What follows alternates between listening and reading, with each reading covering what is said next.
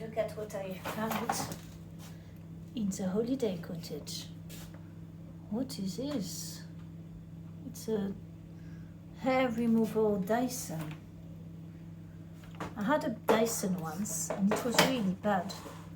I had to throw it away. So let's see if this one is any better.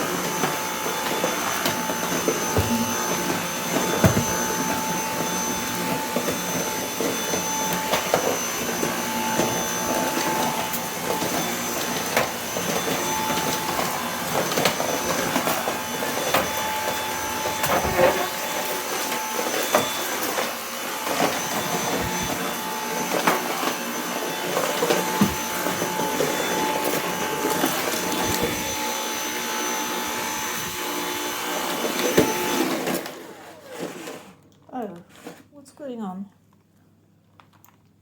It's just stopped. We've got a blue light coming on. Could be that it's run out of batteries.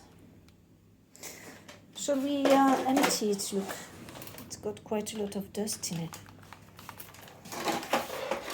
Let's have a look at how that works.